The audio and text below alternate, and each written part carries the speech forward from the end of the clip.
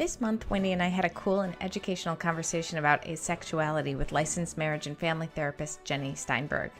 Jenny has a private practice in downtown LA, and she's specialized in working with gender, sexual, and relationship minorities for almost 10 years. It's really important for us to let listeners know that although we're straight, or straightish in my case, we're allies in this conversation. We hope to bring some awareness, but we have no intention of representing or speaking for a group that we're not directly a part of. So we're all aware of the limitations of our personal experiences, and even though we may joke here and there, our hope is truly to always be appropriately sensitive to anyone falling outside a cisgender heteronormative box. And if you don't know what those terms mean, just keep listening. So please forgive us any clumsiness. Wherever you are on the rainbow, we invite you to step outside your comfort zones and get into the comfort of this pod as Jenny drops some knowledge on us, including what it means that some asexuals may wish to go to the ball game now and then.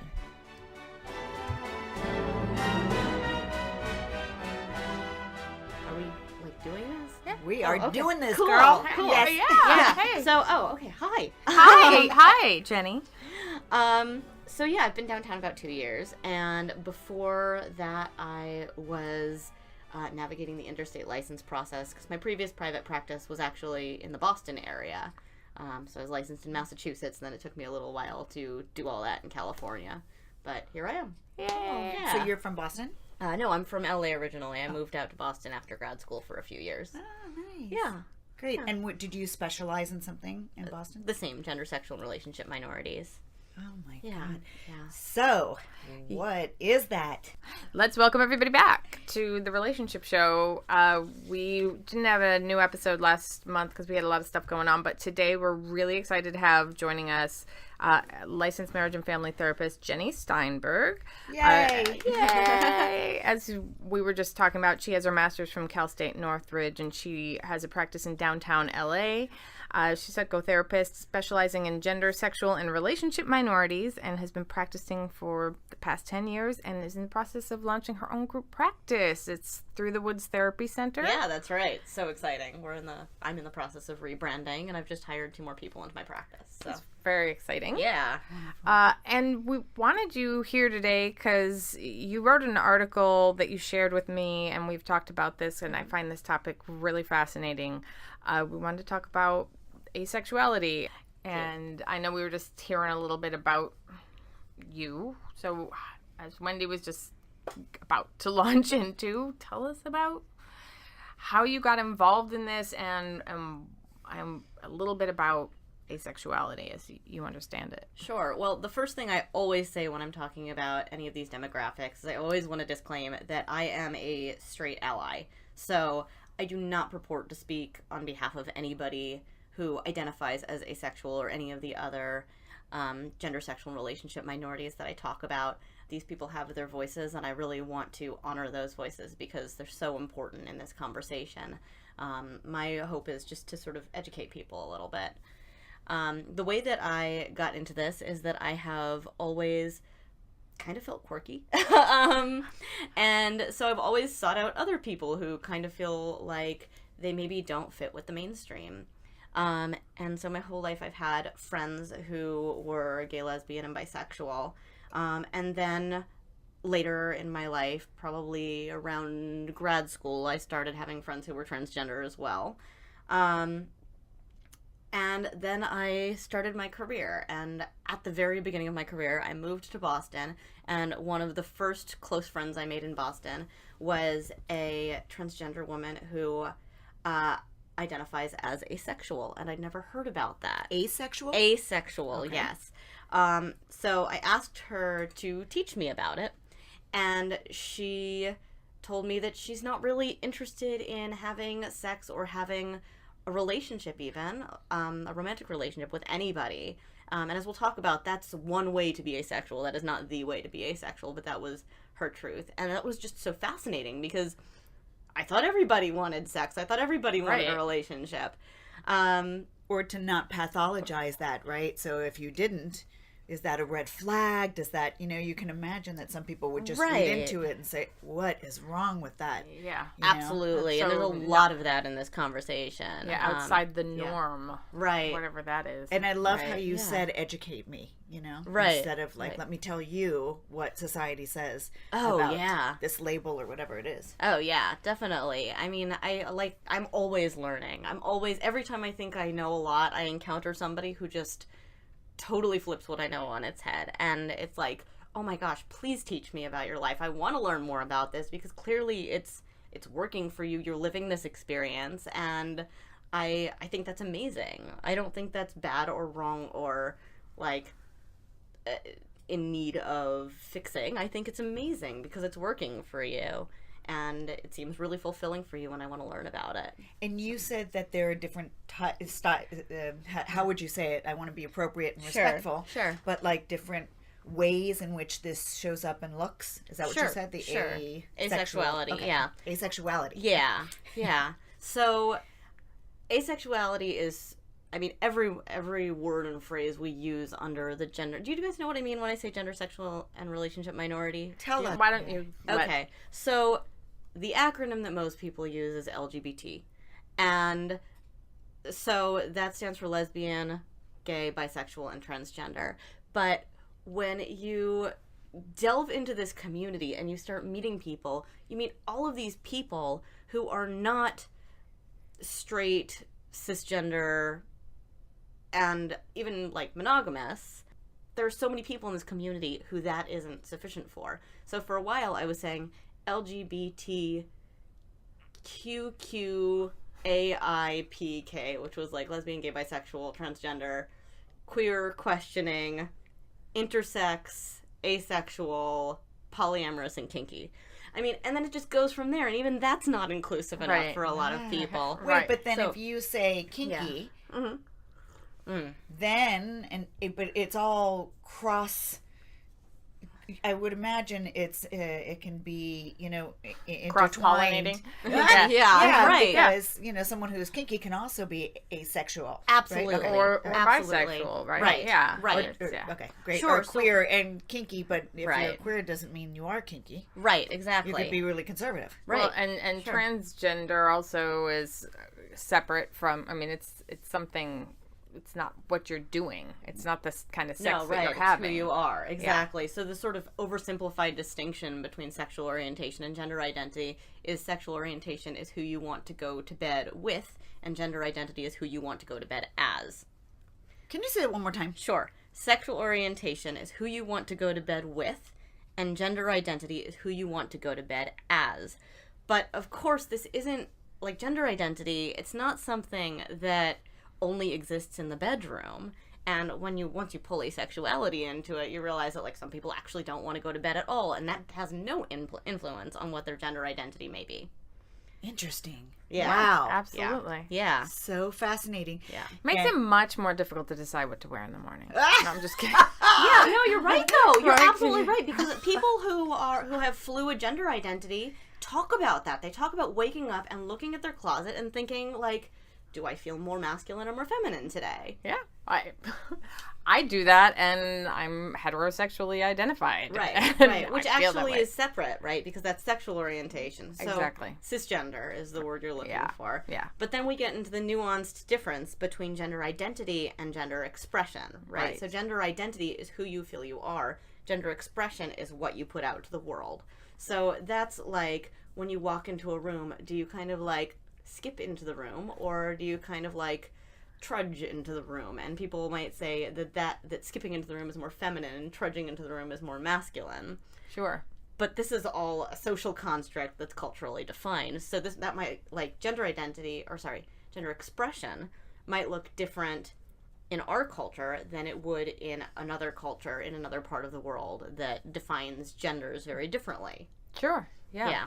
There are places in the world where men hold hands and are much more affectionate, and it's Sure. not seen as something that is a threat to their masculinity. Right. It's not seen as something that's feminine. It's seen as Right. something that is just the way men act with each other. Yeah. Absolutely. It's so fascinating, and this is a wonderful wave what's going on right now. So Time Magazine has articles right now, and National Geographic had Sure, I that saw beautiful that, volume on just children and parents. And but this, I was talking to Jenny this morning, like, this isn't really new.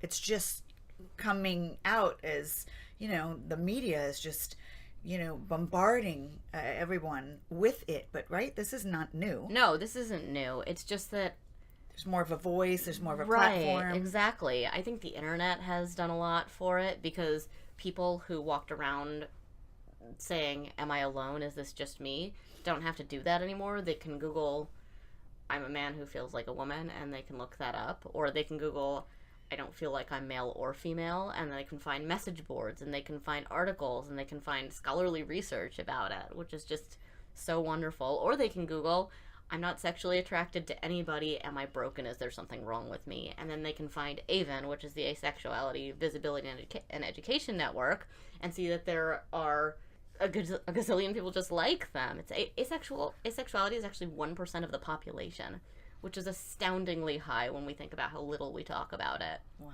Yeah. I often will get emails from powerful kind of like CEO types that will talk about the pressure. They want to be anonymous, but they'll talk about the pressure of, running companies, and yet they want to wear women's clothing or panties or bras underneath these power suits. And is something wrong? I get those emails all the time.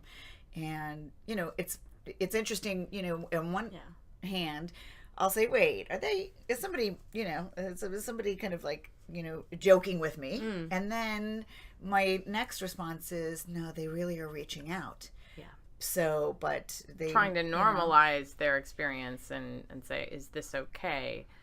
And I think that goes down a pathway that I think is notably treacherous for people, because historically there's this, stigma on cross-dressing or the desire to, and kind of like kink and all these kinds of fetishes. Sure. And that's that. And then asexuality sort of having no interest. Like, I read something about it where they were saying somebody who's asexual can just have this sort of academic approach. Like, they're fascinated with sex as a concept, but they're not making the mind-body connection with it. I think that's too easily stated, but like that they're saying, like, so I understand it intellectually, but I'm not feeling that attraction myself or that drive myself. And so they're curious about it, but but I would assume that they've got other interests. Well, and I think it's important to talk about the diversity within the asexual population. I mean, what are the characteristics of people who are asexual have in common? And it's literally just that if you draw a bell curve of sexual interest, some people are, very sexual. They always want to have lots and lots and lots of sex. Why are you pointing to me, girl? You're to my right, and that's what happened on the bell curve. Just kidding. She is pointing to me. But I mean, if the shoe fits. Yeah, It fits, girl.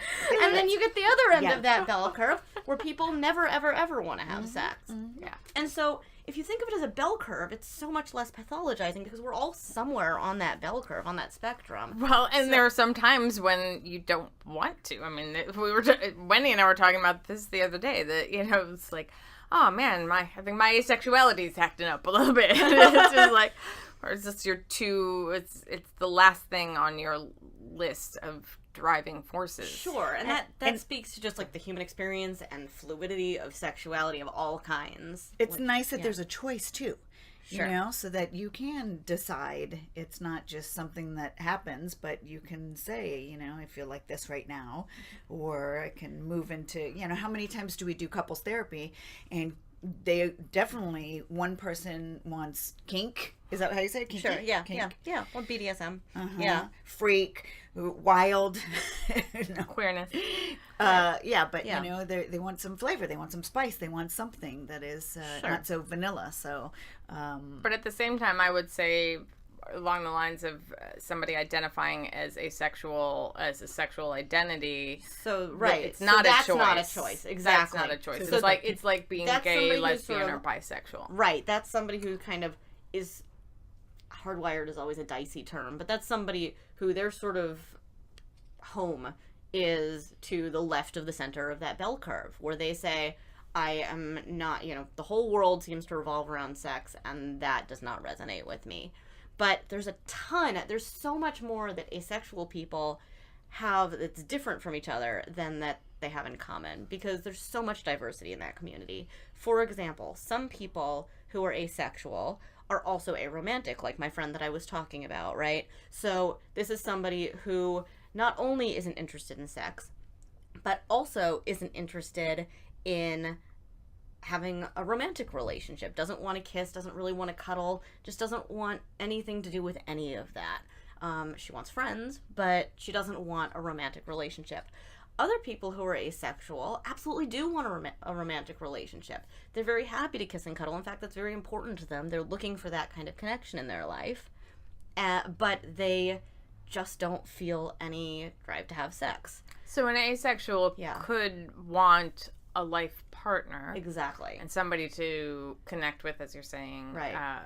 But not necessarily the sexual elements of that. So it's almost platonic romance. Right. Maybe. But they wouldn't describe it as platonic, because, I mean, when you have a friend, you sort of have a sense this person is my friend, and you might call them every day, and you might have a very close relationship with them, but something feels different than it does in the context of a romantic relationship, even aside from sex, taking sex out of the equation. And in a romantic relationship, this is my go-to person. Right, this the is primary. The person, this is the person who I may or may not share a bed with. This is the person who, if I have a bad day, I call and they help me feel better. This is the person I kiss. All of those elements may exist in an asexual person's romantic relationship, should they have an inclination towards romantic relationships. So there's diversity there. There's also a lot of diversity in terms of, all right, so let's say that I'm in a relationship with somebody who loves baseball, right? And this person says to me, hey, Jenny, I love baseball, and I have season tickets to see the Dodgers. Do you want to come with me to the Dodger game? Now, in one situation, I might say to this person, oh my God, that would be the worst thing ever. I am just, I'm disgusted thinking about having to go and sit and watch baseball. That would be horrible. And in another scenario, if I'm a different kind of person, or if I'm in a different mood, I might say, I'm not that interested in baseball. It's not really my thing, but you love it, and you're important to me, and I want to spend time with you in a way that makes you happy. And so I am happy to go and sit in the sun and drink beer and eat hot dogs and enjoy the Dodger game, even though I don't actually care about what's happening down on the field. And so there's a lot of diversity there too with asexual people, because some folks who identify as asexual are very happy to go to the baseball game. They're like, my partner likes this thing. I don't really get it, but I'm happy to kind of be there and do it. And other people are repulsed by the idea of sex. It's slimy, and it's moist, and it's icky, and it's people mashing bodies against each other, and why would anyone do such a crazy, horrible, gross thing? And not necessarily do these people have trauma or depression or anxiety? Great question, because that's a huge myth about asexuality. A lot of asexual people who I've worked with have said that past therapists have assumed that they have sexual trauma in their history. And that's one of the most damaging myths about asexuality, because some people who are asexual do have sexual trauma. I mean, it's incredibly prevalent in the general population, and it's, equally prevalent in asexual people. But lots of people who are aces is the word. Lots of aces do not have sexual trauma in their histories. And depression, anxiety, mental health issues? Similar to... Or substance abuse? So similar to people who identify as gay, lesbian, bisexual, and transgender, those things are probably due more to the stigma and due to feeling misunderstood than they are to asexuality itself, if they exist. Yeah, I imagine that there's, especially when people are younger, that there is that sort of pressure when people are at that developmental stage where everybody is hooking up and the primary drive is, find a mate and reproduce, and that kind of overrides most other things. So I imagine at that age, I mean, I remember friends who lost their virginity late into their 20s having a lot of anxiety about that, even though they were beautiful, accomplished women who had a lot going on, but they had a lot of feelings about who they wanted to partner with, and, the situation just had never really lined up for them. And possibly they could have been struggling with asexuality as well. Now we're having a different conversation this day and age than we did 20 years ago when I was in my 20s. Maybe, but there are a lot of people who don't start dating until later for a lot of reasons that aren't asexual. Dating and having sex for a lot of reasons that aren't asexuality. And more now. I think, the statistics are also showing now that younger people are having way less sex than we did. Yeah. And, pregnancies are down. Yeah. STDs are down. Well, and also there's all the online stuff, that's a whole other issue. But, what can happen to sexuality when it becomes digitized, right? Because, the real thing then doesn't compare. Sure. But I was just thinking, the social pressure, I imagine for somebody, even if the people around them don't even think about it so much, so Wendy isn't hooking up with anybody, that may not really bother me because it just means more for me. Right. Right. Hey, Wendy's just really focused on school or her career, right? Right, yeah, exactly. She's thinking about other things, and But for Wendy, in that moment, it might be, what's wrong with me? Everybody else is doing this. Right. So adolescence is a really, really interesting developmental stage for people who are asexual, because, just imagine, you're a little kid, and you speak the same language, and you have the same interests as everybody else, right? Everyone likes to play in the dirt and look for bugs, and then you sort of navigate later childhood, and people are interested in other things, but you can still relate to that. And then all of a sudden something flips, and your peers and you hit puberty, but your peers suddenly are obsessed with this thing that you have no interest in or context for. And a lot of people that I've talked to have described that period in time as being very alienating, because suddenly everybody's different than they are, and everybody's talking about this thing. And that's, I think, where a lot of people realize that there's something that is outside of the heteronormative, cisnormative, etc. world that, and it happens younger with other things, right? If you talk to transgender people, a lot of trans people talk about realizing when they're 2 and 3 and 4 years old that they are different than their peers. But with asexuality, it's about drive, and most people don't have a sex drive when they're very, very young until they hit adolescence. And so shame, embarrassment, guilt, does that go along with it? Well, I think shame always goes with secrets, doesn't it? Mm-hmm. Or at least often. Mm. Yeah. I guess if you're throwing someone a surprise party, but big life self-defining secrets, there's always identity shame there. Yeah. Well, and I think that can I just say, until it's worked out, right? So that's where the therapeutic relationship does the healing of, I'm an attachment therapist, so it's this secure attachment instead of avoiding. Absolutely. Putting words to what's going on so that you can heal the shame, guilt, embarrassment, whatever. Exactly. The secret, and having somebody say to you, hey, you know what? I think what you're describing, have you considered that you might be asexual? This sounds like asexuality. And they're like, oh, there's a word. And I've been trying to get myself to have sex with people for a long time, or to figure out why I'm so disgusted at this thing that other people talk about as so normal. And, I'm not alone. And then, again, you delve into the internet and you look at AVEN or local groups, and it's like, oh my God, there are other people who are like me.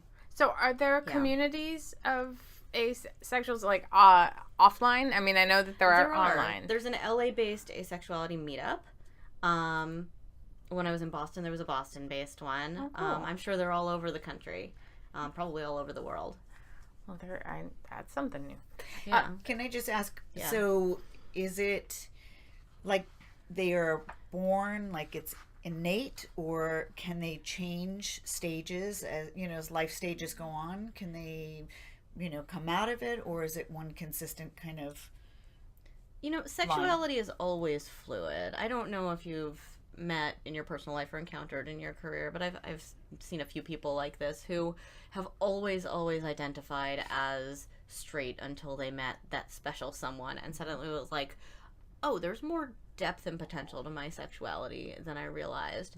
But I think that thinking of it as a phase is a dangerous, or potentially a phase, is a dangerous trap to get into. Okay. And I think that when phase somebody... or stages, it's Right. not a stage. Because Right. a lot of parents say that, oh, he's just going through a phase or a stage. Right. Sure. Which is so minimizing to like what the person's truth is in that moment, right? Right. Totally. Even if it's something that's temporary, it's like, this is where I am right now, and if I change my mind in 10 years, that, I mean, like, I don't know, I was a vegetarian in high school, right? And I'm not now. It doesn't mean that I didn't care about it when I was doing it. Sure. Yeah. That makes sense. Yeah. And what are some of the potential problems with that thinking? I mean, with that pathologizing, what can that do to somebody? I mean, I think we've touched upon some of Yeah. that, but is there anything that we've missed, and what can happen to people who are being minimized like that? It can be very shaming, and very alienating. And I think that this happens a lot in therapy, where people who are asexual or have other identities, but because we're talking about asexuality, I'll focus on that. People who are asexual walk into a therapist's office and they'll say, so yeah, I've never really had any sexual interests and I don't really want to have sex with anyone. And instead of that, well, maybe you're asexual, or maybe you're demisexual or gray sexual, which are sort of variations on asexuality. They say, oh my God, let's see if we can uncover the trauma you don't remember from your childhood. Or Wow, just such a red Right. flag Yeah. to Right. just assume, right, which is their agenda, and not like really listening. right. And almost a reenactment maybe of what happens Right. in their family of origin or whatever. For that, there wasn't a trauma that caused the asexuality, but Right. there was a trauma That's from the yeah, reaction right, exactly. to the person's asexuality. Sure, yeah, could be. exactly. Although some asexual people do have sexual traumas in their Sure. past. This is where it gets kind of dicey, right? Because I don't want to disavow the existence of aces who have sexual trauma. Those people certainly exist. But then does the asexuality come from the trauma?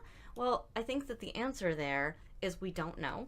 And that the goal is to help them heal and move on and process and make meaning of the trauma, not to get them so that they're sexual again, because that in itself does not necessarily indicate being healed. Maybe they would have been asexual under any circumstances, and then they had sexual trauma, and then they heal from the sexual trauma, and then they say, I feel like I have processed this, I am through this, and then, if there's a therapist sitting there going, but no, you still don't want to have sex, you're clearly not healed, like, that's really problematic for that client. Right, unless that's their immediate goal, is to sort of like, I know I've got trauma, I know I don't want to sleep with anybody, or I'm not attracted to anybody, and I Right. would like to at some point. I Well- mean, is there a desire from asexuals to be another way? I think many people who realize that they don't fit into the mainstream want to fit into the mainstream, right? I would liken that, not in anybody with sexual trauma, because some people genuinely just need to work through the sexual trauma to find that they're sexual people once they've done that. But, I mean, I would liken somebody who comes in and says, I really want to be a person who has sex, who's asexual, to somebody who's gay who comes in and says, I don't want to be gay. Can you help me not be gay? Right. I guess, yeah. I was thinking of it separate from the trauma issue, but Right. I hear what you're saying in Yeah. that regard. But I was just thinking, Yeah. so I guess there would be a percentage of, and like you're saying, we don't want to, paint too broadly. Right. But there would be a faction of asexuals who desire to be Right. sexual because Sure. to fit in, Sure. but not because they themselves feel like it would lend something else to their lives internally, or maybe it's just a curiosity too. Like, is Sure. this an experience that everybody else is having, and I am not capable of having? Is this wonderful thing? Right. I'm trying to figure out something I could liken it to. I mean, I guess it's completely different, but I'm Right. like, I've never done a hallucinogenic, and I kind of would like to do mushrooms, but I'm really freaked out by it. But but everybody I talk to talk about it being this like life-changing experience, and what it opens them up, and it's like, well, I kind of want to have that. I would like to have that. Mm-hmm. But there's part of me that thinks I probably would eat shrooms and have a really bad trip. Like, there's this part of me that's like, and I really don't need to, but there's this part of me that's like, everybody else is having this amazing time. Why can't I? What do they know that I don't know? Yeah. I think that's probably, that might be closer to why. But I think it's also, like, some people have talked about, so there's certainly the experience of not wanting to be different. Right. But also some people have talked about, like, I'm really lonely. Right. And I wonder if I could fix this broken thing in me that they think is broken. I'm not saying it's broken. If I could fix this thing that I think is broken inside of me where I don't want to have sex, maybe I would stop being so lonely. So then the work is around, like, finding other ways to not be lonely rather Fill than, your soul. like, right. And not affirming the part of them that believes they're broken. In fact, like, validating the part of them that is asexual. My philosophy in everything that I do is if you're not hurting anybody else against their will and you feel good on the inside, you're probably doing okay. Yeah. That goes into my no kink is wrong. Right. This is between two consenting adults. It doesn't hurt. Which is where the against their will part came from. I used to just say if you're not hurting anybody, but then I started working a lot in the kink community. Yeah, right. It's like, well, yeah, but that, as long as it's consensual. Right. And nobody is being betrayed, Oh, yeah. Too. I'm thinking about the emotional. Yeah. I have a question. So if someone is asexual, is that to say they don't masturbate, or do they masturbate, or is it either? I mean, it doesn't have to be one main question, but I'm just curious if... No, that's a great question, actually. Good question. It's a really good question, because this is another area where there's diversity, but a lot of people who are asexual do masturbate. Some people describe it as being like a stress relief thing. And then is that... can that be a part of trust or intimacy, or is it withholding, or is it just theirs? I mean, it just can be so many ideas around that, and that's nice to hear. I don't know why that's nice to hear, but it's like, well, I think some people don't, but some people do. Yeah. Well, and I mean, how many people do we know have? I'm not going to say have a sexual identity, like an asexual, an ace. Right. That it doesn't have a sexual identity, because that is their. How many sexual people don't masturbate? Yeah. Like, I'm always telling people, use it or lose it. I'm like, just you gotta like get in there, get to know yourself. And I have an ebook called Happy Vagina. Oh, that's and adorable. we talk a little bit about anxious vagina or depressed vagina, or whatever. But really, it's mind-body connection, and so it's just energy, and it's interesting to hear that. That they can celebrate their sexuality in the way that they feel comfortable. Yeah. Or that they can experience pleasure. That the mechanism I'm itself, not sure that the vagina happy or whatever. Describe it as pleasurable, though. Okay. I mean, they might, but the people, so I had one conversation about this with somebody, so this is not, like, this is anecdotal. But the person who I spoke to described it as stress relief. Right. Like going for a jog. Right, like going for a jog. Exactly. Yeah. I think it's, I always, again, I recommend it as a stress relief. I think, it releases all kinds of, if they can orgasm too. I mean, I'm assuming that they're masturbating to orgasm. I actually don't know. Okay. Yeah, I mean, I assume that's where the stress relief is. Yeah, otherwise it would just be kind of like... Assumptions are always tricky, yeah, right, yeah. So, I'm just trying to grasp my idea about, just tell us more about this. It's so fascinating. I just don't... What is non-sexuality compared to asexuality? Good question. Because, like, I know I wrote something in our notes, like, yeah. Atheism is the absence of belief, so therefore I would think it stands to reason that asexuality would be the absence of sexuality, but that's actually not really a good analogy here. I mean, it doesn't quite line up like that. So I had actually, when I saw your notes, I had never heard the phrase non-sexuality, and I had to Google it, and what popped up was a bunch of Avon message boards where people talked about how non-sexuality is not the right phrase and it's asexual, and also a bunch of message boards where people said that they self-defined as non-sexual until they encountered the concept of asexuality and the asexual community. Okay, so non-sexuality is almost like an antiquated term. You're saying until somebody found asexuality. Yeah, I mean, I think that if you're one of those teenagers who suddenly has all these friends who are talking about this thing and you're like, I don't get it, I don't relate to it, and you're looking for a word to describe yourself, non-sexual is a word that kind of, I think, would spring to a lot of people's minds. But I've never heard that used within the ace community or within the broader gender, sexual, and relationship minority community. So then what's a demisexual? Demisexual is somebody who, and all of these terms are sort She of does plies constantly and evolving. demis- Yeah, that's right. She's a dancer. Sorry. Oh, that's funny. God, you're a dancer, a dancer. Right. Sorry. Aw, chorus line. Demi. Yeah. Right. So first of all of these phrases are forever evolving. But demisexual is somebody who feels a little bit of sex drive when they're in an intimate relationship, but not outside of an intimate relationship. So the relationship evokes Exactly. intimacy or trust, which then allows them to get sexual. What? Right. Which leads to some sexual feelings. Yeah. Yeah.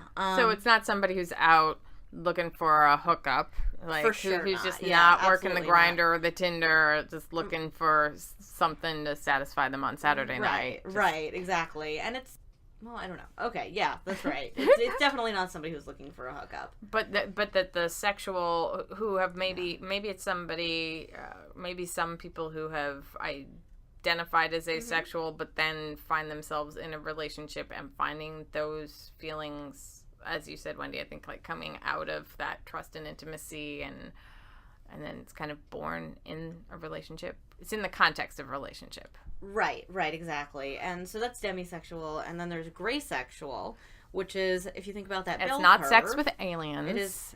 Oh my gosh, no, or elephants or anything gray. No, what that is Seniors. right. If you think about, Sorry, I'm sorry. so if you think about that bell curve, you have sort of like the below average sex drive. Gray sexual is that area. It's sort of a very, very low sex drive. It's not no sex drive. And it's, I think, all kind of under the asexual umbrella, but gray sexual is a word that people use when they have a little bit of sexual interest, but maybe not none. Is that lower than demi? Demi is within the context of a relationship. Oh, so right. demi is contextual. So my guess would be, and again, we are completely aware that we may be making way too many assumptions at certain points, but that you could be both gray sexual and demisexual. You know, I've never thought about it. Probably. Right? You've got a low Probably. sex drive that emerges when you're in the context of a relationship. Sure. So Yeah. Get it, Jenny. Yeah. Wow. I mean, I'm Yes. sure that's- that. yeah. Okay, Absolutely. wait. Oh, can I? Yeah, I go. just so spirituality, religious beliefs. Doesn't seem to be particularly connected. This is separate from somebody who says, I am going to become a priest because I feel called to serve my religion, and my religion says that as a priest I do not engage in sex. It's different than somebody who says, I have a lot of shame around sex because I grew up in a very conservative environment where I was told that sex is bad and I'm going to hell. This is somebody who may or may not have beliefs like that, but regardless doesn't, like, because somebody who is in one of these conservative environments is told, you are going to hell if you have sex, don't have sex, but they struggle with that and they fight with that because they feel like they feel compelled to it, they feel driven to have sex, and then they think that they're a bad person or a sinner. That's different than asexuality. Asexuality is people who do not feel pulled to that. So again, it's not a choice. Right. But it's not to say that somebody who takes a vow of celibacy might not be asexual, Right. but it's not necessarily that somebody who takes a vow of celibacy is asexual. Right, and it's not sociocultural. It's innate. It's inside the person. Yeah. Do you see any themes or patterns for multicultural groups or age or just themes or patterns of that? It seems to be cross-cultural. As far as age goes, I think that, the biggest difference with any gender, sexual, and relationship minority is that the younger generation has language to talk about it. These conversations are being had in high schools and universities. Somebody who is 50 or who's 80 might have been asexual their entire life and just thought they were different or not really thought to question it. Right, so naming it. Right. Yeah. Right. Do you know if they are including the topic of asexuality at all in modern sex education? I don't even know if they have it anymore in the same. I would be probably not for long. I would guess that. I'm sorry. Okay, no, we're still fighting the good fight. Maybe here in California we will. We'll have it in California. And yeah. we've always got the internet. I mean, it depends on the sex educator, doesn't it? Yeah. But do you think it should be? Oh, I think it absolutely I'm going to shit all over be. it. Yeah. I mean, how great would it be if that little 12 or 13-year-old validate. going, "What's wrong with me?" sitting in a class, were given language by an educator for what they're experiencing, and they go, "Oh, well, maybe this is me." Yeah. I think it should be. I think that it probably a lot of the time isn't. I think it's still one of the lesser discussed sexual orientations. What do you think it is that makes some people bristle at the concept of asexuality? That some people who have a very strong or who have language for their sexuality, whether it's heterosexual or lesbian, bi, gay, like would think like, well, they're just kidding themselves, or that's not a real thing, or they just haven't met the right person yet. So a lot of people think of sex as a basic need, right? Like, imagine if somebody said to you, "I've decided that I'm not really interested in eating, so I'm not going to eat." It's on Maslow's hierarchy of needs, right? I have that in my notes. Exactly. Maslow includes sex as a basic need on his hierarchy of needs. Freud. Yeah. I mean, Right. you know. Well, yeah.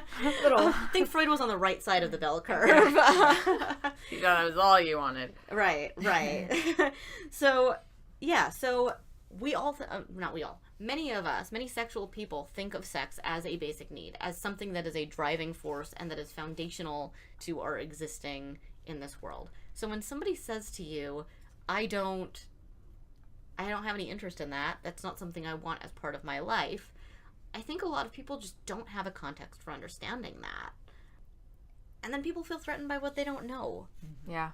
Right? Like, I mean, there's a lot of conversation about this in the transgender community, where if somebody is walking down the street and a stranger looks at that person and thinks, I don't know if that person is male or female, and they're insecure in their own gender identity, or they are a person who is prone to anger and violence, that person may become violent against this transgender or genderqueer person because they don't understand it. And I think that people don't like feeling like they don't understand things. So when someone says, I'm asexual, a lot of people sort of feel like that's something they need to solve because they don't have a context for it. They don't understand it, which is really sad. Well, yeah, and it goes back to our human tendencies to seek out patterns and storytelling and its safety, like you said. And it's just very primal. Like, I don't know what that is. It could be dangerous. Right. I better protect myself in whatever Sure. way I know how. And there are some people who just don't have really well-developed skills in how to deal with the different. And I mean, I know that the story that I tell myself is that we live in a world that's beautiful because of its diversity, right? And that when I encounter somebody who's different than me, I want to understand that because it's part of the world that we live in, and as long as it's not hurting anybody, it's wonderful. Right, and also to seek out underneath those differences or alongside those differences, what are the connections? What are the similarities? Sure, absolutely. But if the story that you tell yourself as you walk through the world is that everybody has to be like you, then when you meet somebody who you can't relate to at all, that can be very threatening to your schema, to your story. I'm just thinking of extended family that would often maybe, feel resentful or disconnected or project maybe some anger or frustration. Like, why did they get to make that choice? Or why aren't they being that cookie cutter thing I want them to be? The resentment, or as though, that person is flawed in some way. Well, and again, if I'm thinking about like a young a young person having that pressure put on them by a parent, like, why aren't you dating, or why don't you have a boyfriend, or you know, or you're 30, why aren't you having kids? Yeah, Right. or What does it do for that person who's coming at you? So much anger, so much frustration, and like you said, not really understanding that's how they want to live their life.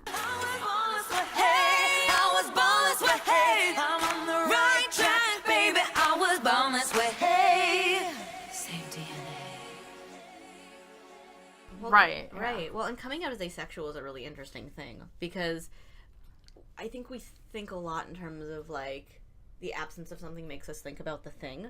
So, right, if I'm coming out to my parents as gay, they can imagine me, like, walking through the mall holding hands with another woman.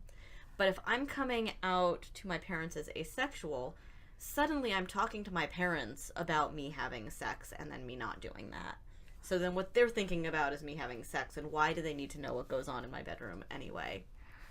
Yeah. So what? I'm sorry. So what's the? I didn't say this. So what's the point of that statement? But so you're saying, so coming out. So should people? Are you saying what's the benefit of coming out? I'm not saying it's hard to do. Okay, It's a hard right, conversation to Do have. people say, mom, dad, or brother, sister, or friend, I just want you to know I'm asexual? Sure. So the asexuals you work with, that pressure that they feel could be equivalent or along the same lines as somebody coming out as bisexual or lesbian or gay, or Yeah, I think there are similarities and there are differences. I mean, the similarity is you're saying, hey, mom and dad, the sexuality that you expected me to have when when I was pulled out of your womb and held up to the world and handed to you and declared a sex assigned at birth, I'm not that, right?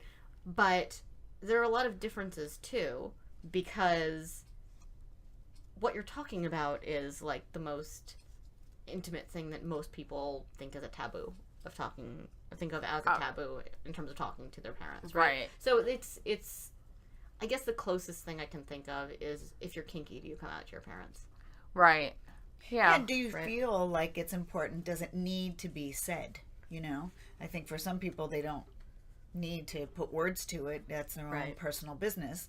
Right. And at the same time, if you have family members that say, we know you're gay, so just why don't you tell us? That's an opportunity to clarify or educate. Right. Well, and all of the nuances come with different considerations as well. Like, if you are a romantic and you're 35 and you've never sought out a relationship because it's not something that's interesting to you, then your parents may say to you, hey, my goodness, why aren't you dating? And at some point you may have to come out to them because you run out of excuses. You're saying, just don't plan on there ever being somebody with me at Thanksgiving dinner. Right. Yeah. Right. If Exactly. it happens, it happens, but just that's not right.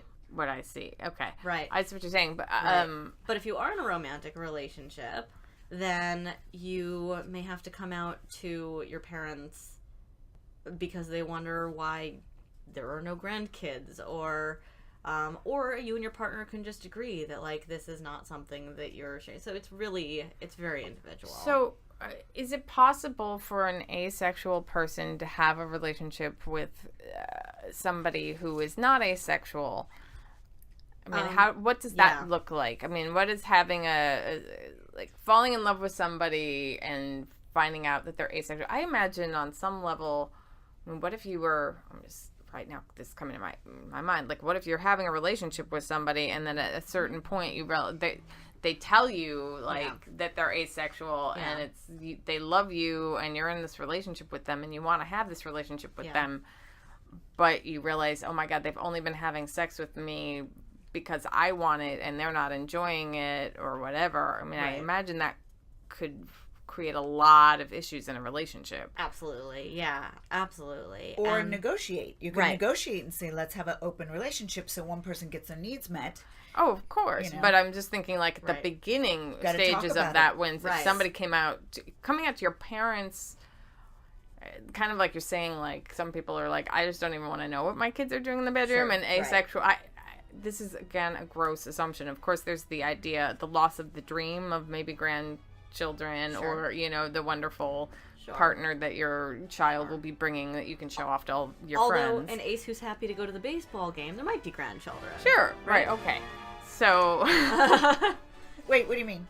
You just lost me. That they're happy to have sex. Right. They may not really be into it, but because their partner is, they'll do it. They'll go every once in a while. Right. They might reproduce. Yeah, right, sure. Got it. Sure. That they're not barren. They're just not. They're just not interested. They're just not. Yeah. But barren. they might be interested. But they might be interested in having children. Right. Sure. Or parenting. Absolutely. And that can be, through adoption or in vitro, or some asexual people do have sex sometimes. Right. So I'm imagining, I don't know, have you dealt with this with a couple where one of the members is coming out as asexual to their partner? Yeah. And what kind of an impact can that have on a relationship? Yeah, I mean, particularly, so I work only with individuals, but I've worked with people who are in the situation you're describing.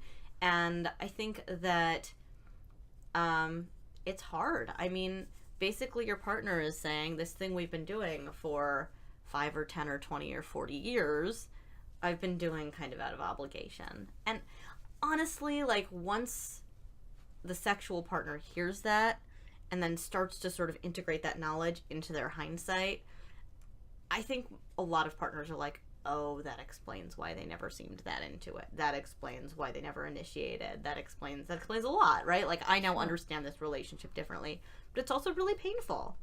And people navigate that differently. Some people decide, sometimes the asexual person may say, but we can still do this once in a while. I mean, I don't hate this. I'm just not very interested in it. And they navigate it that way. Or sometimes the sexual person says, you know what?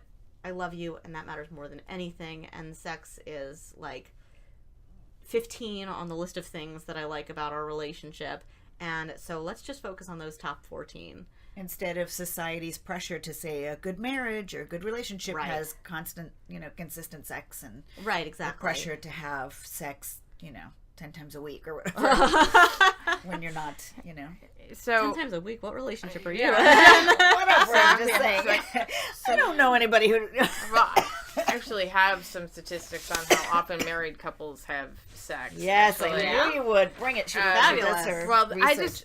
I mean, this was just kind of off on a different tangent for me, just thinking about this. Well, are these married couples with kids or married couples without kids? Well, and all of that factors into it. But generally, according to David Schnark, who I love his work, Passionate Marriage and other stuff, he says about 26% of couples have sex once a week. That seems like one time a week for 26, so a quarter. But the other 74% have sex 1 to 2 times a month or less. So the people who are having it once a week in long-term marriages are having it that's the most. That's a lot, which I find interesting. Why do you find it interesting, Jenny? Well, because I have a lot more sex than that. generally, although there's always times. Yes. But then there's this idea that having sex less than 10 times a year is enough to label yourself sexless or relationship sexless. And these are straight couples? Less than 10 times Yeah, a this year. is straight couples. Oh, okay. Yes, this is straight couples. Another study said that older couples have sex about 2 to 3 times a month. Younger couples have it once a week. In 2007, there was a study that said married couples have sex about 7 times a month. And then another study was saying, Americans are having far less sex now. In the 90s, married couples were having sex more than people who were never married, and then that kind of switched, and people who were never married were having more sex. But millennials are having way less sex than their parents and grandparents, and they've got fewer steady partners. In real life, as opposed to technology. Yes, yeah. And then when I'm talking about sex, I'm talking about intercourse. And but again, I mean, I think these were just some general things. I didn't get really deep into it, but I found that kind of interesting, because what is sex, too? It's interesting, too, thinking of sort of the figuring stuff out process of an asexual person, right? So imagine you're a straight cisgender man who is in a marriage to a woman, and you have never really felt very driven to have sex with your wife, and then you finally decide, like, this feels weird, this feels different than the rest of the world, I want to talk to my buddy about it. So you take a deep breath and you sort of ready yourself for the vulnerability of this conversation, and then you say to your friend, hey friend, the wife and I only have sex like once a month. I don't know, like, that feels like it's not very much. And your friend says, well, like, man, me too. Me and my wife, we only have sex once a month because with, jobs and kids and everything else just gets in the way, and so we don't really want to have sex. And he goes, all right, maybe this is everybody. Maybe everybody has the same experience that I do. Right, but you're saying, but there's a difference between people who aren't having sex because they've just got too much going on. Right, they're busy. Which is part of that reason for people to have, that 26% are having sex once a week. Sure. It is because of that. The articles I was looking at was saying there are these external factors, that it's not that.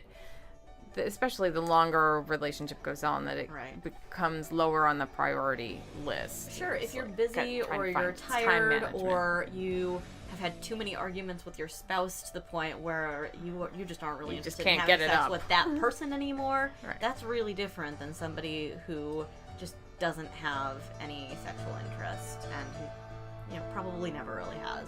I would do anything for love, but I won't do that. No, I won't do that. Right. So if you're asexual though, and you're having that conversation with somebody, that would it be helpful? I mean, does that normalize it and make it helpful? Is it sort of like, well, I guess at a certain point everybody gets to the point I've been at my whole life, or? Well, I think it maybe throws you off the track of figuring out what's going on with you. Right. Okay. Yeah. Because if you can say, okay, well, other people are having the same amount of sex that I am, and then you're not having those deeper conversations, which a lot of people wouldn't, of like, all right, and like, also when I do it, it's not really something that I want to do. It's something that I do because my wife wants it, or it's just not, and it's never been something that I've been that interested in. If you don't kind of go there, then you just sort of go, all right, I have the same amount of sex as my friend does, and I guess then there's not something different. So but you are actually feels different, so I can't really put my finger on it now. So something that feels different, but externally, at least, it looks like you are keeping it up with the Joneses. Right, exactly. But again, there's so much diversity among asexual people that every conversation we're having is full of assumptions and generalizations that might not resonate with every asexual person. Right. Like somebody might be sexual with their partner without intercourse. Sure. And that might be okay. Sure. So how would somebody know that they're asexual? Are there particular characteristics? I mean, we've touched on some, but are there some specific signs that people could look for to say, wait a minute, that lines up for me. I'm probably in this area. So this almost feels like a dangerous conversation to have, because I've had so many conversations with asexual people who have sort of stumbled across asexuality or learned about asexuality in a way that describes, like, you're asexual if such and such, and they go, well, that's not me, so I must not be asexual. For example, asexual people don't want relationships is something that assumptions exactly. But that's aromantic. It's aromantic, right? So which I guess can be different from asexual, or it can be separate from asexual, but I tend to think of it in conjunction with asexuality mostly. Is that what you call it? Aromantic? Aromantic, really? Yeah. Somebody who doesn't want a romantic relationship, who's not interested in a romantic relationship. So, like, let's say you go to one of these meetup groups we were talking about, right? Like, let's say you go to the LA Asexuality meetup group, and everyone's like, oh, yeah, no, I would never want a relationship. I would never want a partner. I just want platonic relationships. That's all I want. I'm asexual, and I don't want a relationship. And you go, well, I want a relationship, so I must not be asexual because I don't fit in with this definition of asexuality that I've encountered. Or let's say you read an article about asexuality, and asexuality says that all asexual people are disgusted by sex. They find it repulsive. They think it's gross. And you say, well, I'm not disgusted by sex. That's not me at all. Like, I'm not interested in sex, but I am willing to have sex for my partner, or once in a while I even feel the drive to have it on my own. So I must not be asexual after all. So I think that trying to describe these questions of like, how do you know you're asexual, a lot of the time can take people off the path of figuring out that they have this identity because it's so diverse and because it's so nuanced. But I would say the biggest thing is that if you, from talking to other people and from just existing in the world, find that you do not walk through the world with sexual attraction in the same way that you hear other people talk about experiencing sexual attraction, then that's a pretty strong indication you might be asexual. If you don't feel sex drive outside of a relationship that you're really intimately involved in, if you don't go, wow, that Ryan Gosling, he's so hot, I want to have sex with him. Oh my God, he's so hot. All right. Right? If you don't find What yourself... is wrong with you? Right. Or maybe it's not Ryan Gosling, maybe it's somebody else, right? You are broken. Right. So if you don't... Angelina. Right. So if you don't find yourself experiencing sexual attraction outside of a relationship, you may well be demisexual. But the right to self-define is really important. So if somebody who occasionally feels sexual attraction in a relationship defines themselves as asexual, I would let them know these other words and phrases exist, but I would definitely not say to somebody, oh, you know, it sounds like you're demisexual. I don't think you're asexual, actually, because I would never take somebody's self-identification away from them. That's their right, and that's sort of important. So that it comes up all the time with adolescents that are saying to their parents, you know, I feel more like a girl or a boy. Right. Instead of Steven, now I want you to call me Sally. Right. You know? Sure. It happens all the time. Sure. And so parents are so in the dark about, you know, they're just being manipulative. They're just you know, this was never... Yeah. I'm thinking about generations of the baby boomers and the Gen X that kind of don't buy into all these labels and these names, and they resent it. They get so angry as though... But we only had a couple. Yeah. God damn it! Why do they get more? Yeah, they get more. They don't understand it, and for so them. the generational, you know, the millennials, the Gen Zs, right? It's a whole different world, right? And somebody who's navigating this identity process, which adolescence is about no matter who you are, right? Yeah. But so somebody who's trying to figure out their identity, who says, you know, you called me Steven, now I want you to call me Sally, and their parents are like, oh God, we have a transgender child, what do we do with this? Or, you know, maybe they're parents who are really, you know, informed and... Embrace it. Right, and embrace it, and they say, okay, you know what, we love you no matter who you are, we're going to call you Sally. And then Sally comes home from school a few months later and says, actually, I don't quite feel female. I feel like I'm completely off the gender spectrum, and I want you to call me S. I don't have a gender. I don't identify with any gender. And I'm going to tell you, right? In some cultures, and I can already hear the baby boomers, and maybe Gen X might be a little bit more open to it, but can say, you can kiss my ass, Steven. You know what I mean? Right. There's no open discussion. It is what it is. You know, right. You go through life and cut it out. Right. And it's like, sad. If you want to succeed in this world, you better get on the binary track, or, you know. Right, exactly. Or you're in trouble. I'm just warning you. But again, and this is going to go really shrinky, is then that also to me is about like the person who's delivering that message, and they're a parent especially kind of wanting to protect their child on some level, as inappropriate and clumsy as I personally might feel that response would be, of saying, you know, it's black or white, it's A or B, pick one. Right. You know, maybe I'm willing to live with you if you're L or G. Right. You know, but I think that the real reasons. Underlying, I think it's safety that you're fearing, like, you're going to be making your life much more difficult, because they're also... Even myself, right? I'm living in a way different world than the 25-year-olds are. Like I grew up in a different time. So my experience, the window that I am pre-programmed to look through is very different than the one a 25-year-old today would be looking through. Yeah. I mean, just look at the NFL players, the NBA players. I mean, when they do come out, it's like hysterical for, other men that are watching it, or, just breaks the mold of NBA player. Do you mean hysterical funny or hysterical crying? Furious. Furious. And rage. And Yeah. it brings such homophobic reactions that are just not talked about. So it's so incredibly brave Right. for them to come out, and yet it is true that they leave their teams and their friends won't talk to them anymore, or it's Well, and people get dangerous. Like you're talking about people like Dangerous. Right. Yeah, Right. like Well, I think if we're talking about parents who are coming from a fear of, is my child going to be safe in this world place, the important thing there is to talk about therapy outcomes and support and the importance of that, and the high prevalence of suicidality in LGBT youth who aren't Yes. accepted in their homes, and the high prevalence of homelessness for these kids when they're kicked out of their homes or when they feel like they have to leave in order to be who they are.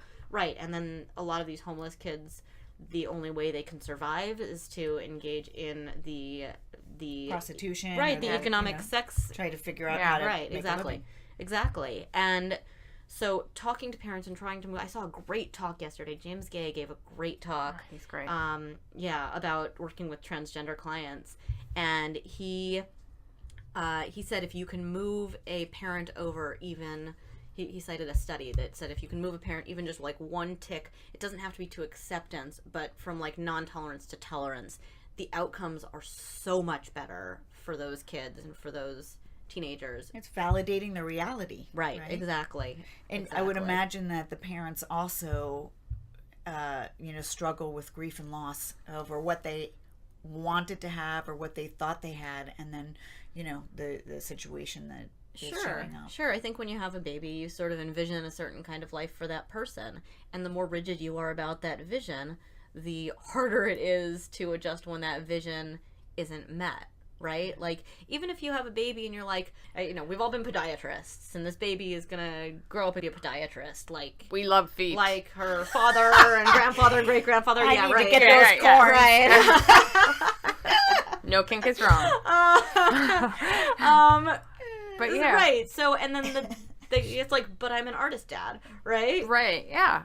I mean, absolutely. I think it goes into like the death of a dream kind of thing, but it's also the differentiation, and it's kind of separating your desires for your child from their desires for themselves. Right. And I mean, a lot of people, maybe even all people who have children, their child is their immortality project. Totally. Right, yeah. Yep. Right. This is a piece of me that's lasting, and what is that going to look like? The end of the line, the end of the family line, the end of the line. Yeah. So, Tolerance. I love that you said tolerance. It's so important. Yeah. To learn that, to empathy too. and like you said, just that you said James was talking about in the lecture, just kind of twisting it like 1 degree will make a huge difference. And tolerance is important. It's not the gold standard. Like, who wants to be just tolerated? Yeah. Right. Right? No, of course. Yeah. But with the heartbreak of what parents, I mean, I see this all the time. Right. That if you can get to tolerance, it's a Right. negotiation. You Right. know, that's just a little bit flexible on mom or dad's side. you Right. know, that can allow that conversation to happen, because it's so painful to watch. It is like, even just pulling that one thread, maybe the whole sweater isn't going to unravel right in that moment, but maybe just loosening that thread is going to loosen some others, and that over time the tolerance will come to a different place of acceptance and understanding and real embracing or celebration. Sure. I mean, imagine that you have a conservative religious set of parents whose child comes out to them as transgender, and they say, hell no, not in my house. You will be the boy that we know you are, or you will get the hell out of here. Right? No child of mine. And you say to those parents, we need you to attend PFLAG meetings, to march in a parade waving the transgender flag. We need you to be an advocate and an activist. That's like, I mean, it's so far from their context. Right. So if you say to that parent, all right, we don't need you to do that stuff, but what we do need you to do is call John Jane. I'm telling you, it's so hard. It is heartbreaking to watch session after session with kids that say just respect. You know, I talk about trust and respect, and I just talk about love. Just basic, unconditional love. We really have to kind of go right back to where is love? Can we all just agree there's love in the room? Yeah. So hard. Even just like the littlest, I mean, calling your child a different name isn't a small step, but even just like, can you be respectful? Can you put up with this? Can you not threaten to kick your child out of the home? Right. Yeah. Right? Or can we dial back the language around that person too? Because sometimes it's the microaggressions, or it's like listening to them talking about somebody on the television, but it's very oppressive to the person who's in the room who feels that way. Exactly. I imagine that could be really. I mean, I've been in those situations. So so does asexuality limit the types or depths of relationships people can have, and or like how does it affect people's ability to connect with people? I know we've talked about it a little bit, but I'm just wondering if we missed anything on that. Like how do we approach these relationships? Right. So we sort of started to talk about, you know, in a relationship, there are a lot of ways asexual people can be in a relationship if that's what they want. You can have two asexual people in a relationship with each other. You can have an asexual partner who sometimes goes to the baseball game. You can have a sexual partner who decides that sex is not an important feature of their relationship. Or you can have an open relationship. And I think a lot of people, when they're already in a relationship and navigating this, that's something they sort of try because it's easier than dissolving a relationship. And some people may find that it works beautifully, and some people may find that it is not a good fit for them. So somebody who's asexual might not be comfortable with an open relationship because it could be emotionally threatening, even if it's not sexually threatening. It could still shatter the intimacy, right? Right. Or the trust. Is that... Well, and I think that it's different too if, like, are you going into a relationship saying, I am asexual, and I know that you're not? There's something called a mixed orientation marriage or a mixed orientation relationship where two people share conflicting sexual identities. So that could be a gay person and a straight person being in a relationship with each other and deciding that that's what they want as their intimate relationship. I read a fascinating article a few years ago about a gay Mormon man who felt that it was a sin to be gay and married a woman who knew from the get-go that this was his identity and this was his journey, and they had kids together, and once in a while he goes to the baseball game and he identifies as with gay. her or with someone else? With her. Okay. With her, otherwise it's not going to the baseball game. Right, okay. It's doing whatever he enjoys. And yeah, he abstains from having same-sex relationships, even though that's who he is. And he is in this marriage, right? So that's called a mixed orientation marriage. Right. So one person maybe has outside relationships and the other person doesn't. But there's a negotiation, there's an agreement. At least that would be the hope from a clinical perspective, you know, if we're working with a couple or an individual, that there's honesty, as we've talked about, the importance of honesty in a relationship and communication. Sure, because if there's no agreement, it's not polyamory, it's cheating. Right. Right? Yeah. Well, and that's, again, what I'm wondering is the ace. So an ace might have some big feelings about unmonogamy, right? That they want their partner to be monogamous, but so that could be a big struggle too. Right. Again, if they want a partner. But if Right. they're in a partner, But if they're in a I'm talking relationship, about in the context of a relationship. So Right. I'm talking about I understand that some asexual aces. Right. I mean, again, I suppose it would be like you Yeah. saying to your client, educate me, and Yeah. that we're going to ask somebody how they identify, and that's Yeah. really what it comes down to. Right. And whether you're talking about an ethnicity or a sexuality or a gender. Right, and we can bring terminology into the room, and we can bring questions into the room, but ultimately they get to define themselves. Right. Yeah. And so that relationship itself is going to be unique in how Right. the couple works out. Yeah. And to just go back to teens, parents sometimes don't believe they get to define themselves, right? Right, absolutely. And so that is also something to be mindful of about respect and love, unconditional love. Yeah. You know, who does get to define themselves? Because sometimes parents say, no, you don't get that. Right. Or I've heard, you get that when you're 18 and out of the house. Right. That's a big one. Sure. So you have to identify this way or that way until you move out, till you're paying your own bills. Right. so right. you- As long as you're under my roof. Right. So basically what you're saying is go underground. Yeah. Right. You And know. and what you're not saying, but what you are absolutely implying is It's wrong and bad. it's wrong and bad, and you should feel deep shame about it and keep it a secret and never talk to anybody about it. Which is where you get the suicidal stuff. Absolutely. Yeah. Yeah. So generally, asexuality aside, Jenny, what do you feel promotes healthy relationships? So I am a big believer in a combination of transparency and kindness. I think that transparency by itself looks like brutal honesty, which tends to be more concerned with brutal than honest. I think that so kindness is a vital element, but people often conflate kindness and niceness. And when I think of nice, I think about always thinking about just the other person's needs. And a phrase that I use ad nauseum in my practice is assertiveness as an act of kindness.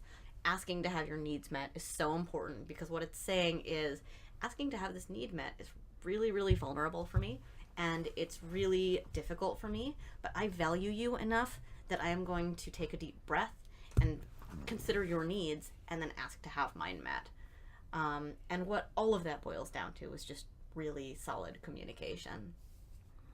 So transparency, kindness, and communication. Right. Yeah. Yeah. And I think that's true in straight vanilla monogamous relationships.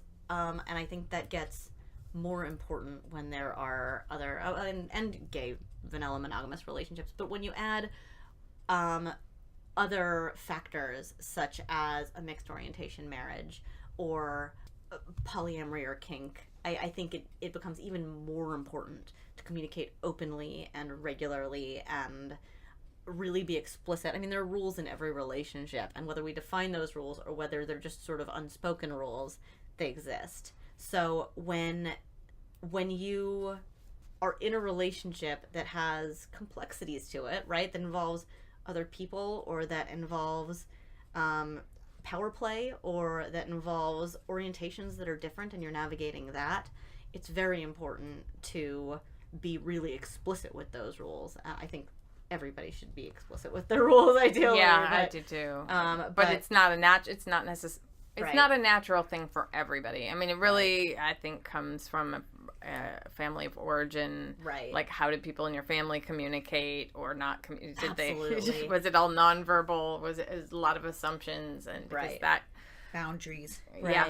And I Yeah. have to say, my getting to know members of these three different communities, polyamory, kink, and people who are in mixed orientation relationships, have really improved my ability to communicate in relationships because everything is so explicit because they're blazing their own trail, right? They're figuring it out together and there's not some cookie cutter thing that they're following. Right. It's all new. And so navigating, like, so for example, a poly couple or a poly family, right? Who's, okay, we're in this relationship and you have a boyfriend and a girlfriend as well.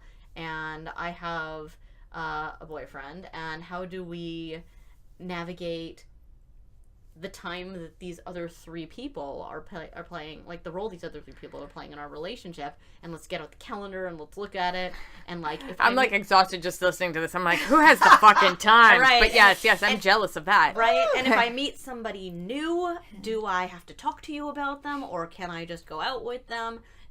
Is there a difference if it's a romantic connection versus a sexual connection? So they talk about all of these things of what everybody feels comfortable with. Right, the rules and the boundaries are explicit, and that has taught me, right, and Who schedules? right, Yeah, exactly. right, color coded calendars, right.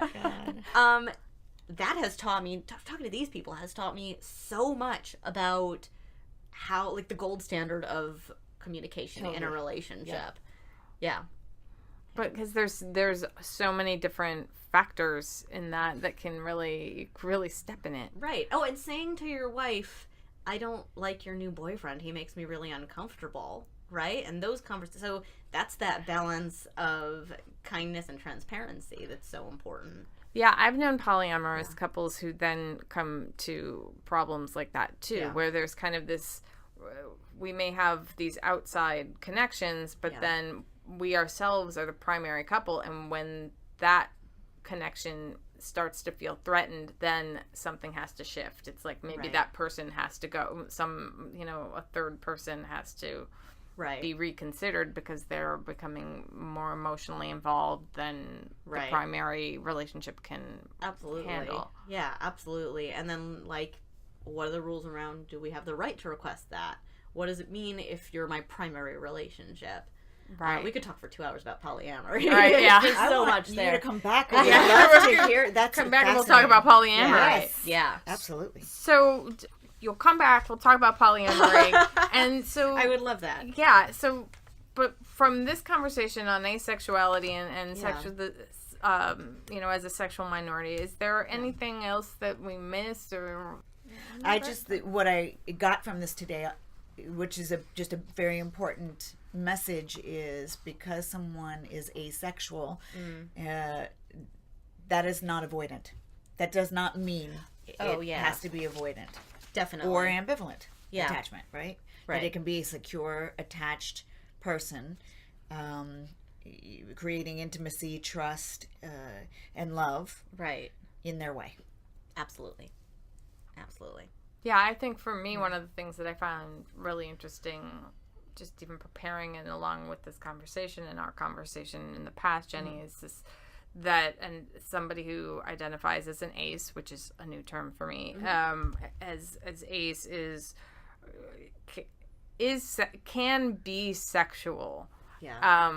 But it's really more about what somebody kind of feels than what they do, kind of, that it's like there's circumstances that it's not a cookie cutter thing, but that they could masturbate, they might have sex with their partner in the context of that relationship or for procreation, or none of the above, and their bodies might just not be willing to participate because they find it so disgusting that it's like, if I said your body needs to act a certain way and you need to eat a cockroach while doing that, right? So it's you said cock. I did. I'm sorry. You called me on it. That's just but yeah, I guess the biggest thing is that, like, what I really want to say is, if anybody is listening to this podcast and this resonates with them, and you're thinking like, you know what, this is me. I resonate, maybe not with everything, because again, this is hugely diverse, but I resonate with a lot of what's being said. Yeah, like, what do they do? Talk to somebody about it, because that mitigates the shame. That's always the first thing. I mean, in addition to gender, sexual, and relationship minorities, I do, with all demographics, I do a lot of shame and vulnerability work, and the biggest antidote to shame is empathy. Right. So if you talk to somebody about it, somebody who's empathic, somebody who you know has your back, that can be so huge. And the second thing is, go to the AVEN website, the Asexuality, Visibility, and Education Network, because they just have tons of message boards and so many resources, and you'll find that you're not alone. In fact, far from it. So I also want to recommend that people check out your article for things everyone should know about asexuality. I will have links to all of these things, and of course stuff that we've talked about in the show notes. I'm sorry, were you going to say something, Wendy? No. I don't know. Oh. I was, and then, I was just wondering, so if people want to find you, how do they find you? Sure. So I have a psychotherapy practice in downtown LA called Through the Woods Therapy Center. It's me and 2 other people who are working on their license. They're interns. And we all are strength-based, affirming of all gender, sexual, and relationship minorities, and person-centered. So please feel free to give us a call. Phone number is 213-863-1652. I know you'll have all this information as well. Absolutely. And you can find her on Twitter at therapist Jenny, and that's Jenny IE. I'm Jenny with an I, and she's Jenny with an IE. So she's at therapist Jenny, JENNIE. You can find her on Facebook, also at Through the Woods Therapy Center. And you can email her at Jenny, JENNIE, at throughthewoodsTherapy.com. And that's through spelled out, not THRU. Yes. Yeah. THROUH. GH. Yeah. It'll be on there. So, Dr. Wendy's Dream Journal. Dr. Wendy's Dream Journal. Little exercises or things that people can journal about at home. Either of you, we always encourage everybody to kind of contribute. Yeah. So I really feel like it's important to be grounded and anchored. And even if you don't know what that feels like, to always have a dream journal or a goal journal and just write in it. And, from time to time, I was not a journaler, but I gotta say that through my young adulthood into adulthood, it changed my life because I would look back at it and it really helped me to focus on goals, but also just what's happening in the here and now.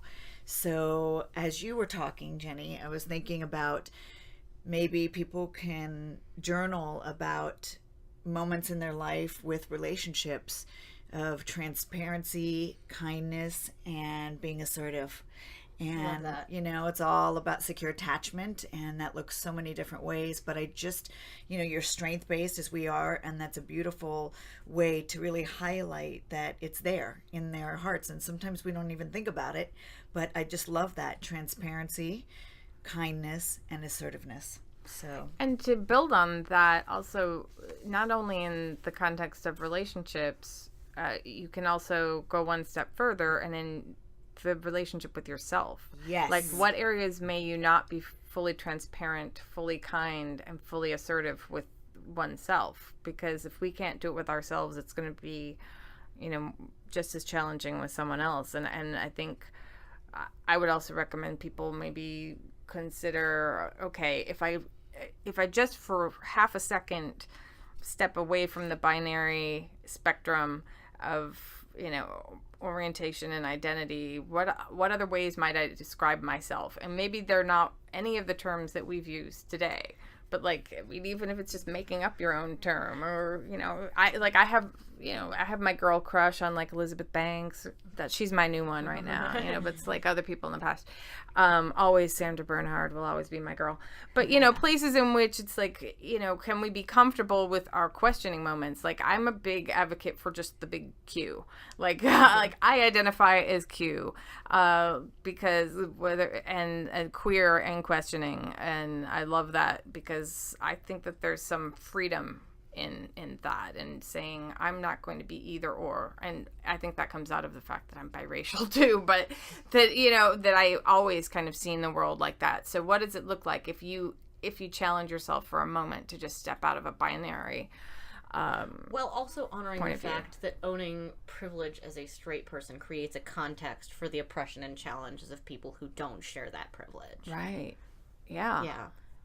So it's sort of like an important balance between delving deep within yourself and also understanding that even if occasionally I am attracted to a woman, I am a straight person who lives a straight person's life, and somebody who is not a straight person faces different kinds of challenges than I do in the world. Yeah. Yeah. So what about you? Is there anything that you recommend for your clients, or that you would recommend for listeners that they might do journal about? Well, so it's not an open-ended journaling, but maybe being really contemplative about that bell curve and where you fall on the bell curve, and just sort of validating for yourself that wherever you are, again, if you're not hurting anyone against their will and you feel good on the inside, that's what matters. That's the only thing that matters. Thank you so much for coming in and talking to us This was today. fascinating. This was great. I loved it, and I want you back for the polyamorous. Let's get into all that. That is just fascinating to me. That's awesome. I would love to do that. I would love to do that. Oh, thank you so much for Thank being you here. so much again. for It was so being great. here. Thank you. Yay. Thank you for having me. So, podcast listeners, do us a favor and just go over to iTunes and give us some stars, subscribe to us on Podbean or iTunes, and keep listening. And as I always say, we encourage you to be as authentically yourselves as you can possibly stand. And as Dr. Wendy always says, Stay open. and that's it. It's a wrap. That's a wrap. Oh my God, you have to play Take Me Out to the Ball Game or something.